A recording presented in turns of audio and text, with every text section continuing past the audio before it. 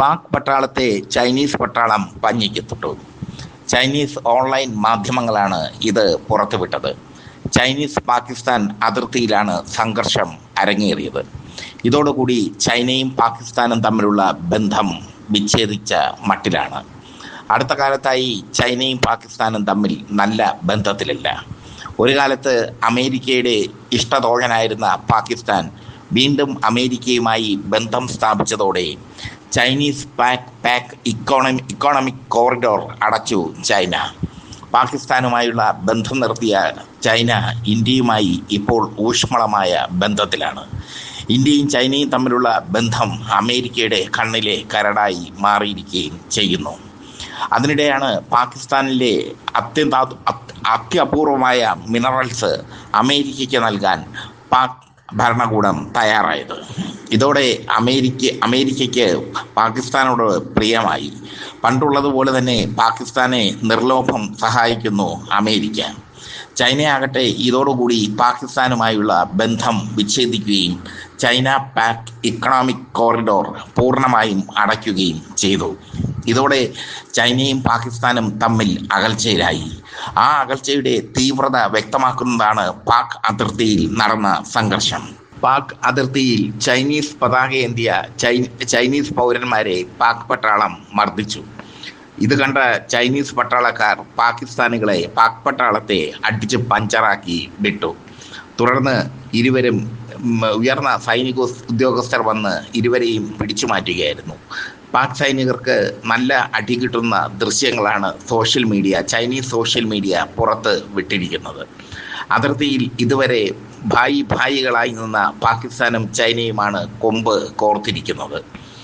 Operation Sindoor നടന്നപ്പോൾ പാകിസ്ഥാൻ ഉപയോഗിച്ചത് Chinese ആയുധങ്ങളാണെന്ന വാദം ശക്തമായിരുന്നു. ചൈന നിർലോഭം പാകിസ്ഥാന് ആയുധങ്ങൾ നൽകിയിരുന്നു ഒരു കാലത്ത്. എന്നാൽ പിന്നീട് ചൈനയും പാകിസ്ഥാനും തമ്മിലുള്ള ബന്ധത്തിൽ മുറിവേറ്റു. ഓപ്പറേഷൻ സിന്ദൂറിന് ശേഷം ചൈനയെ ഉപേക്ഷിച്ച് പാകിസ്ഥാൻ അമേരിക്കയുമായി അടുത്തു. ഇതാണ് ചൈനയ്ക്ക് അടിയായി മാറിയത്. അതേസമയം ചൈനയും ഇന്ത്യയും തമ്മിലുള്ള ബന്ധം ഊഷ്മളമാവുകയും ചെയ്തു. അമേരിക്കൻ പ്രസിഡന്റ് ട്രംപിനെ നിസ്സഹായനാക്കി പുടിൻ നടത്തിയ ബ്രിക്സ് ഉച്ചകോടിയിൽ ചൈനയിലെയും ഇന്ത്യയുടെയും ഭരണകർത്താക്കൾ പങ്കെടുത്തത് അമേരിക്ക ഞെട്ടലോടെ കണ്ടു. ബ്രിക്സ് ഉച്ചകോടി അമേരിക്കയ്ക്ക് എതിരായ സാമ്പത്തിക ചേരിയുടെ തുടക്കമായി മാറി. അതിനുശേഷം അമേരിക്ക നോട്ടമിട്ടതാണ് ഏഷ്യയിൽ ചൈനയെ അസ്വസ്ഥമാക്കുന്ന ഒരു സൈനിക താവളം. അത് പാകിസ്ഥാനിൽ സ്ഥാപിക്കാനാണ് അമേരിക്കയുടെ തീവ്ര ശ്രമം.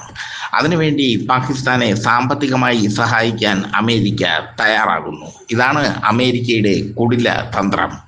ഈ കുടില തന്ത്രത്തിൽ മതിമയങ്ങിയ പാകിസ്ഥാന് ചൈനീസ് പട്ടാളക്കാരോട് എത്രമാത്രം കലിപ്പാണെന്ന് അവരുടെ ഷോയിൽ നിന്ന് വ്യക്തമാകുന്നു. അവർ കാണിച്ചത് വെറും പട്ടി ഷോ തന്നെയാണ്. ചൈനീസ് പൗരന്മാർ ചൈനീസ് കൊടി ഉയർത്തി കാണിക്കുന്നത് സ്വാഭാവികമാണ്. വർഷങ്ങളായി നടന്നുകൊണ്ടിരിക്കുന്ന ഒരു പ്രതിഭാസം ആണത്, ഒരു സാധാരണ പ്രതിഭാസം. ആ ചുവന്ന കൊടി അവരുടെ കയ്യിൽ നിന്ന് പിടിച്ചു വാങ്ങി നിലത്തിട്ട് ചവിട്ടുന്ന ദൃശ്യമാണ്. നിലത്തിട്ട് ചവിട്ടിയപ്പോഴാണ് ചൈനീസ് പട്ടാളം കാര്യത്തിൽ ഇടപെട്ടത്. ശക്തനായ ചൈനീസ് പട്ടാളത്തിന്റെ ഇടി പാക് പട്ടാളത്തിന് വേഷ കിട്ടി എന്ന് വേണമെങ്കിൽ പറയാം. ഏകദേശം അരമണിക്കൂറോളം സംഘർഷം നിലനിന്നു എന്നാണ് പറയപ്പെടുന്നത്. എന്തായാലും ഉയർന്ന ഉദ്യോഗസ്ഥർ സ്ഥലത്തെത്തി ഇരുവരെയും പിടിച്ചു മാറ്റിയതോടെ സംഘർഷത്തിന് അയവ് വന്നു. എങ്കിലും ചൈനീസ് പട്ടാളക്കാരിൽ നിന്ന് ഇടി കിട്ടിയതിന്റെ ചൊരുക്ക് പാകിസ്ഥാന് മാറിയിട്ടില്ല. ഇരു രാജ്യങ്ങളും ഔദ്യോഗികമായി ഈ സംഘർഷത്തെക്കുറിച്ച് പുറത്തുവിട്ടിട്ടില്ല. എന്നാൽ ചൈനീസ് ഓൺലൈൻ മാധ്യമങ്ങൾ ഇത് പുറത്തുവിടുകയും ലോകമാകെ പ്രചരിക്കുകയും ചെയ്തിരിക്കുന്നു.